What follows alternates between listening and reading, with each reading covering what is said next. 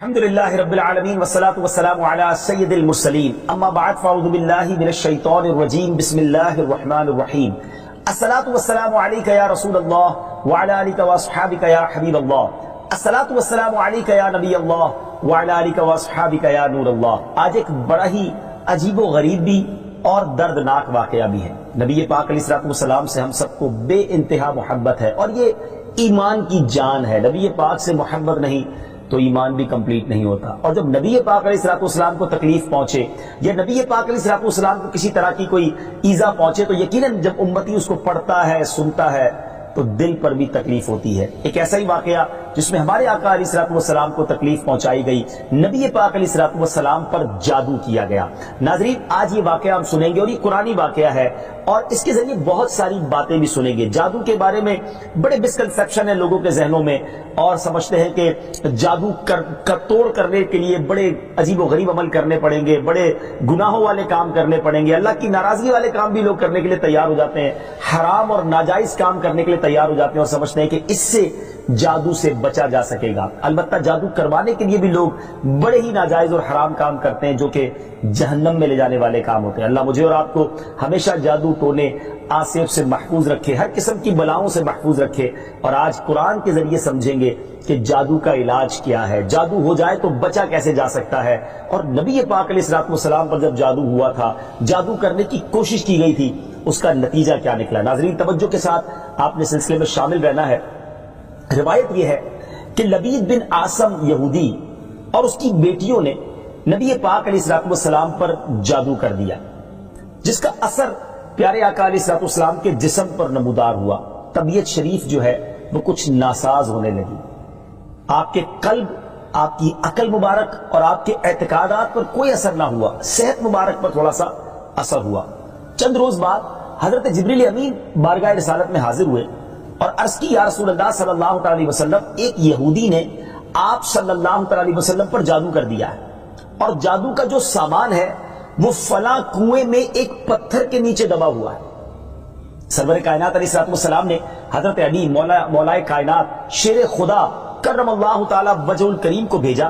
انہوں نے کنویں کا پانی نکالا اور پتھر اٹھایا تو اس کے نیچے سے کھجور کے گھابے کی تھیلی برآمد ہوئی، یعنی کھجور کے جو چھلکے ہوتے ہیں اس طرح کی تھیلی برآمد ہوئی، اور اس میں نبی پاک علیہ السلام کے منہ مبارک جو کنگھی سے ٹوٹے تھے، اور کنگھی کے ٹوٹے ہوئے کچھ دندانے، اور ایک ڈور یا کمان کا چلہ جس میں 11 گٹھانے لگی ہوئی تھی، اور ایک موم کا پتلا تھا جس میں 11 سوئیاں چبھی ہوئی تھی۔ یہ سب سامان پتھر کے نیچے سے نکلا، اور یہ مولا علی کرم اللہ تعالی وجہ الکریم یہ سارا سامان لے کر نبی پاک علیہ السلام کی بارگاہ میں آ گئے۔ اس کے بعد سبحان اللہ، اب اس کا توڑ کیسے آیا، اس کا علاج کیسے ہوا، اس کا حل کیا نکلا؟ جبریل امین اللہ تبارک و تعالیٰ کی بارگاہ سے سورہ فلق اور سورہ ناس لے کر حاضر ہوئے، یعنی اب جو سورہ فلق اور سورہ ناس ہے وہ نازل ہوئی، اور ان دونوں صورتوں کو ملائیں تو ناظرین اس میں 11 آیتیں ہیں۔ ہر ایک آیت کے پڑھنے سے ایک ایک گرہ کھلتی جاتی تھی، یہاں تک کہ سب گرہیں کھل گئی اور پیارے آقا علیہ السلام بالکل شفایاب ہو گئے۔ سبحان اللہ، سبحان اللہ۔ ناظرین، اب اس واقعے سے بہت ساری باتیں میں نے اور آپ نے سیکھنی ہیں۔ پہلی بات یہ ہے کہ یہ بخاری شریف میں ہے کہ پیارے آقا علیہ السلام جب بستر شریف پر تشریف لاتے تو اپنے دونوں ہاتھوں پر دم کرتے اور اپنے سر سے پاؤں تک پورے جسم پر اپنے ہاتھوں کو پھرایا کرتے، جہاں تک دست مبارک پہنچ سکتے یہ عمل 3 مرتبہ فرماتے، یعنی نبی پاک علیہ السلام ان دونوں صورتوں کا اپنے اوپر بھی دم کیا کرتے۔ اور ایک اور جگہ پر بھی یہ ہے، حدیث عائشہ رضی اللہ تعالیٰ عنہ میں ہے کہ جب نبی پاک علیہ السلام کے گھر والوں میں سے کوئی بیمار ہوتا تو آپ علیہ السلام ان دونوں صورتوں کو پڑھ کر اس پر دم فرمایا کرتے تھے۔ تو یہ نبی پاک کے معمول میں تھا۔ تو آج اگر ہم میں بھی کوئی بیمار ہو جائے، فیملی میں کوئی بیمار ہو جائے، اپنے آپ کو من آفتوں سے بچانا چاہتے ہیں تو اول آخر 3 بار درود پاک پڑھیں، سورہ فلق اور سورہ ناس کی تلاوت کریں، اپنے ہاتھوں پر دم کر کے اپنے جسم پر پھیر لیں، کسی مریض پر دم کر دیں، انشاءاللہ اس کی برکت ملے گی۔ یہاں ایک اور مسئلہ بھی سیکھنے کو ملے گا کہ تعویذات اور عملیات میں جس میں کوئی لفظ کفر و شرک کا نہ ہو وہ جائز ہے۔ اسی طرح گنڈے بنانا اور ان پر گرے لگا کر آیات قرآن اور اسماء الہیہ پڑھ کر پھونک مارنا بھی جائز ہے، یعنی تعویذات اگر شرک سے پاک ہیں، اگر کفریہ کلمات سے پاک ہیں تو وہ کرنے میں کوئی حرج نہیں، وظائف کرنے میں کوئی حرج نہیں، یہ قرآن و حدیث سے ثابت ہے اور آپ نے یہ سنا۔ ناظرین سیکھنے کو کیا مل رہا ہے؟ خلاصہ یہ ہوا کہ سورہ فلق یعنی قل اعوذ برب الفلق اور قل اعوذ برب الناس، یہ دونوں صورتیں جن اور شیاطین، نظر بد اور آسیب اور تمام امراض خصوصاً جادو ٹونے کا مجرب علاج ہیں۔ ان کو لکھ کر تعویذ بنائیں، گلے میں پہنائیں اور ان کو بار بار پڑھ کر مریض پر دم کریں اور کھانے اور پانی اور دواؤں پر پڑھ کر پھونک دیں اور پھر مریض کو کھانا وغیرہ کھلائیں، انشاءاللہ عز و جل ہر مرض اور بالخصوص جادو ٹونا دفع ہو جائے گا، مریض شفا یاب ہو جائے گا۔ اسی طرح قرآن مجید کی دوسری تمام صورتوں کی خصوصی خواص ہیں جن کو بہت خوبصورت کتاب جنتی زیور ہے اس میں بھی آپ پڑھ سکتے ہیں ناظرین۔ اسی طرح ہمیں چاہیے کہ قرآن پاک کی تلاوت کرتے رہیں، قرآن پاک کی ہر حرف میں شفا ہے، برکتیں ہیں، اور آج خاص طور پہ ہمارے ناظرین کو گویا وظیفہ، قرآنی وظیفہ مل رہا ہے۔ بہت سارے ناظرین یہ گزارش کرتے ہیں کہ ہمیں کوئی وظیفہ بتایا جائے، تو دیکھیں آج تو قرآن کے ذریعے، اور وہ وظیفہ جو نبی پاک کو رب کی طرف سے عطا ہوا، پیارے آقا علیہ الصلوۃ والسلام کو بھی شفا نصیب ہوئی، تو ہمیں ضرور اس کو اپنانا چاہیے۔ ناظرین اس سے پہلے کہ میں مزید اس معاملے میں آگے بڑھوں، میں چاہتا ہوں کہ دونوں صورتوں کی تلاوت اور اس کا ترجمہ پہلے سن لیتے ہیں اور پھر مزید اس بارے میں بات کرتے ہیں کہ اس حیرت انگیز واقعے سے مجھے اور آپ کو مزید کیا سیکھنے کو ملتا ہے۔ پہلے سورہ فلق کی تلاوت ہوگی، سورہ ناس کی تلاوت ہوگی۔ میں یہاں ایک اور بات بھی کہنا چاہوں گا، کچھ لوگ یہ کہتے ہیں جناب ہم وظیفہ کرتے ہیں اثر نہیں ہوتا، برکت نہیں ملتی۔ پہلے یہ چیک کر لیں کہ آپ کے مخارج ٹھیک ہیں، آپ تلاوت صحیح مخارج کے ساتھ کرتے ہیں۔ تو اب جو تلاوت آپ سنیں گے نا تو اس میں یہ بھی چیک کر لیں کہ آپ کیا اسی طرح کے تلفظ کے ساتھ پڑھتے ہیں، اور اگر مسٹیک کر رہے ہیں تو قرآن پاک صحیح طریقے سے پڑھیے، پھر دیکھیے اس کی کیسی برکتیں ملتی ہیں۔ آئیے سورہ فلق اور سورہ ناس کی تلاوت اور اس کا ترجمہ۔ قل اعوذ برب الفلق من شر ما خلق ومن شر غاسق اذا وقب ومن شر النفاثات في العقد ومن شر حاسد اذا حسد۔ تم فرماؤ میں اس کی پناہ لیتا ہوں جو صبح کا پیدا کرنے والا ہے، اس کی سب مخلوق کے شر سے اور اندھیری ڈالنے والے کے شر سے جب وہ ڈوبے، اور ان عورتوں کے شر سے جو گروہ میں پھونکتی ہیں، اور حسد والے کے شر سے جب وہ مجھ سے جلے۔ قل اعوذ برب الناس ملک الناس الہ الناس من شر الوسواس الخناس الذي يوسوس في صدور الناس من الجنة والناس۔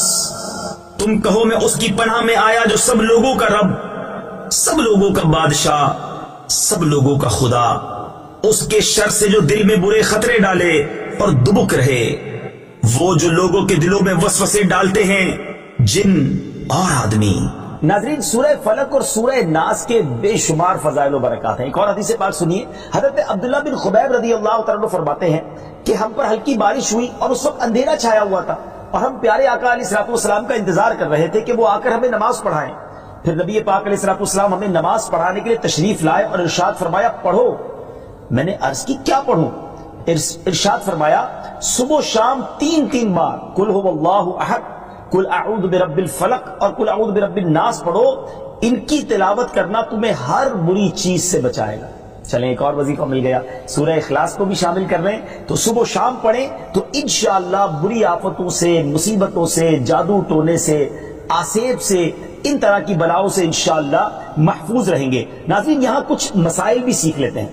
حضرت اسماء بنت امیس رضی اللہ تعالیٰ عنہ نے عرض کی یا رسول اللہ صلی اللہ تعالیٰ علیہ وسلم، جعفر کے بچوں کو جلد نظر ہوتی ہے، کیا مجھے اجازت ہے کہ ان کے لیے عمل کروں؟ نبی پاک علیہ الصلوۃ والسلام نے اجازت عطا فرمائی۔ تو سیکھنے کو یہ ملا کہ تعویذ اور عملیات جن میں کفر و شرک نہ ہو، کوئی کلمہ ناجائز نہ ہو، تو اس میں جو ہے وہ تعویذ کرنا، عمل کرنا جائز ہے، اور خاص کر وہ عمل جو آیات قرآنیہ سے کیے جائیں یا احادیث میں وارد ہوئے ہوں۔ اسی طرح چند مسائل بھی سیکھنے کو ملے۔ یہ دونوں صورتیں جو ہیں ان کے شان نزول سے ہمیں معلومات کیا ملتی ہیں۔ نمبر ایک، جادو اور اس کی تاثیر حق ہے۔ کچھ لوگ جادو کا انکار کر دیتے ہیں، یہ درست نہیں ہے۔ جادو اور اس کی تاثیر حق ہے کیونکہ قرآن میں اس کا ذکر ہے، اور نبی پاک علیہ الصلوۃ والسلام پر بھی آپ کی صحت مبارک پر اس کا اثر ہوا۔ نمبر دو، نبی کے جسم پر جادو کا اثر ہو سکتا ہے، جیسے تلوار، تیر اور نیزے کا بھی اثر ہوتا ہے۔ یہ شان نبوت کے خلاف نہیں ہے۔ ہاں، ایسا اثر نہیں ہو سکتا کہ جس سے نبوت کے متعلقہ امور میں خلل آ جائے۔ حضرت موسیٰ علیہ الصلوۃ والسلام کے مقابلے میں جادوگر بالآخر اس لیے فیل ہوئے کیونکہ وہاں جادو سے معجزے کا مقابلہ تھا، ورنہ حضرت موسیٰ علیہ الصلوۃ والسلام کے خیال پر بھی اس جادو نے اثر کیا کہ ان کو خیال ہوا کہ یہ لاٹھیاں، رسیاں چل رہی ہیں۔ نبی کریم علیہ الصلوۃ والسلام کے خیال پر بھی اسی طرح یہی اثر ہوا تھا۔ نمبر تین، جادو کو دور کرنے میں سورہ فلق اور سورہ ناس کو خصوصی تاثیر حاصل ہے۔ نمبر چار، جادو، ٹونے اور عملیات اور اثرات اور بیماریوں کو ختم کرنے کے لیے قرآن پاک کی صورتوں اور آیتوں کو استعمال کیا جا سکتا ہے، اور بخاری شریف میں سورہ فاتحہ کو اس مقصد کے لیے استعمال کرنے کا بیان موجود ہے۔ تو سورہ فاتحہ کو سورہ شفا بھی کہا جاتا ہے، تو یہ بھی شفا کے لیے بڑا مجرب اور بڑا پیارا وظیفہ ہے۔ ناظرین، یہ چند باتیں تو ہم نے اس واقعے کے متعلق سیکھی، سورہ فلق اور سورہ ناس کے کچھ فضائل بھی سنے۔ میں یہاں ایک اور بات بھی کرنا چاہتا ہوں کہ آج کل پرابلم یہ ہو گیا ہے کہ اتنے عاملین آ گئے ہیں، اتنے عمل کرنے والے لوگ آ گئے ہیں، اتنے بورڈ ہمارے شہروں اور وطن میں لگ جاتے ہیں کہ ایسا لگتا ہے دوسرے آدمی پہ جن ہے یا اس پہ جادو ہو گیا ہے۔ خدا را جھوٹے عاملین سے اپنے آپ کو بچائیے۔ اگر جینے کی تمنا ہے تو کچھ پہچان پیدا کر۔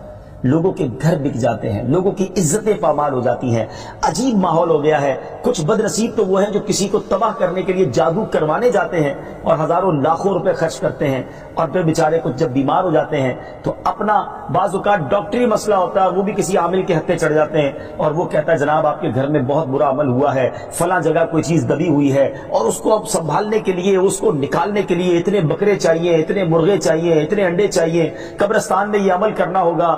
اور غریب آدمی اپنی چیزوں کو بیچ کر ہزاروں لاکھوں روپے دے دیتے ہیں اور خاندان کے خاندان ٹوٹ جاتے ہیں۔ ایسا نہ کریں، پلیز ایسا نہ کریں۔ بلکہ میں تو ان عاملین سے بھی گزارش کروں گا کہ حلال روزی کی طرف آئیں۔ دعوت اسلامی نے بڑا شاندار ایک انداز اختیار کیا، اللہ سلامت رکھے دعوت اسلامی کے مدنی ماحول کو۔ ناظرین، آپ سوچ رہے ہوں گے کہ پھر ہماری بیماریوں کے لیے ہم تعویذ کس سے لیں، ہم یہ وظائف کہاں سے لیں؟ آپ کی دعوت اسلامی ہے نا۔ الحمدللہ دعوت اسلامی کا ایک شعبہ ہے جس کا نام ہی مکتوبات و تعویذات عطاریہ ہے۔ اس میں آپ کو بغیر کسی فیس کے، جی ہاں بغیر کسی فیس کے، لاکھوں لاکھ تعویذ ہر مہینے ناظرین یہاں سے دیے جاتے ہیں، پوسٹ بھی کیے جاتے ہیں، کوریئر بھی کیے جاتے ہیں، اس کی بھی کوئی فیس نہیں لی جاتی۔ تو یہ تعویذات آپ دعوت اسلامی کے مرکز سے رابطہ کر کے لے لیجئے۔ آن لائن تعویذات کی سروس بھی موجود ہے۔ حالانکہ دعوت اسلامی کا اس ڈپارٹمنٹ پر لاکھوں کروڑوں روپے خرچ ہو رہا ہے، مگر اس لیے اس کو فری رکھا ہے تاکہ امت کے لیے آسانی ہو، دکھیاری امت جو ہے ان کے مسائل حل ہو جائیں، نہ جانے کس کی دعا لگ جائے اور ہمارا بیڑا پار ہو جائے۔ ہاں، اس میں یہ ضرور میں کہوں گا کہ وہ لوگ جو یہ پروگرام دیکھ رہے ہیں اور ان کو لگتا ہے کہ میں اس شعبے کو سپورٹ کروں، دعوت اسلامی جس شعبے میں خرچ کر رہی ہے اور نہ جانے کتنے دکھیارے مسلمانوں کی دعائیں لے رہی ہے، تو اگر آپ دعوت اسلامی کے شعبہ تعویذات عطاریہ میں سپورٹ کرنا چاہتے ہیں، اپنا ڈونیشن دینا چاہتے ہیں، تو بھی ہم سے رابطہ کر لیجئے۔ لیکن پلیز ان جھوٹے عاملوں سے اپنے آپ کو بچائیے۔ اور مجھے جو ناظرین سن رہے ہیں، ہر بندے پر جادو نہیں ہوتا، ہر بندے پر جن نہیں آ جاتا، ہر بات میں وسوسہ نہ لایا کریں، وظائف پڑھ لیا کریں۔ صبح و شام یہ وظیفہ ہمیں نبی پاک نے دے دیا ہے، صبح گھر سے پڑھ کر نکلے، شام گھر پر آ کر سونے سے پہلے پڑھ لے، آیت الکرسی سونے سے پہلے پڑھ لے۔ اللہ نے چاہا خیر آپ کا مقدر رہے گی، اور مزید ضرورت ہو تو دعوت اسلامی کے اس شعبے سے رابطہ کر لیں۔ میں امید کرتا ہوں کہ آج کے اس واقعے سے ہمیں یہ سیکھنے کو ملا کہ قرآنی وظائف کی کیا اہمیت ہے، اور جائز وظائف کرنے میں، تعویذات کرنے میں کوئی حرج نہیں۔ آخری بات، نبی پاک علیہ الصلوۃ والسلام کو پتہ چل گیا، جبریل امین نے بتا دیا کہ جادو کس نے کیا، مگر نبی پاک علیہ الصلوۃ والسلام نے بدلہ نہیں لیا، سزا نہیں دی۔ اس لبید بن عاصم کو، اس کی جو بچیاں تھیں، جو بھی لوگ تھے جادو کرنے والے، سب کو معاف کر دیا۔ اللہ اکبر! انہیں پتہ چل جاتا تھا کہ کس نے ظلم کیا ہے، پھر بھی معاف فرماتے، اور ہم شک کی بنیاد پر بدلہ لے لیتے ہیں۔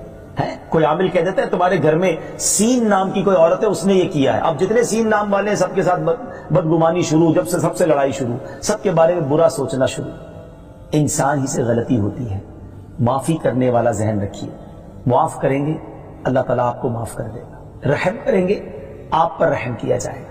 اللہ مجھے اور آپ کو نبی پاک علیہ الصلوۃ والسلام کی اس مبارک سیرت سے سیکھنا نصیب فرمائے کہ اگر کسی سے غلطی ہو بھی گئی ہے, کسی نے ہمارا برا چاہا بھی ہے اور پتہ بھی چل گیا ہے, تو معاف کرنا اللہ کو بڑا پسند ہے. مشکل ضرور ہے, دل چاہتا ہے میں بھی بدلہ لوں, لیکن مزہ بھی تو یہی ہے نا کہ دل چاہ بھی رہا ہے, غلط بھی کیا ہے سامنے والے نے, اور میں بدلہ لے بھی سکتا ہوں, پھر بھی اللہ کی رضا کے لیے معاف کر دیں اور اس نیت سے معاف کریں میرے مالک میں تیرے بندے کو معاف کر رہا ہوں, تو مجھ گناہگار کو معاف فرما دے. اللہ کریم ضرور کرم فرمائے, اور یہی اسلام کی خوبصورتی ہے. اللہ مجھے اور آپ کو معافی اور درگزر کا ذہن نصیب فرمائے.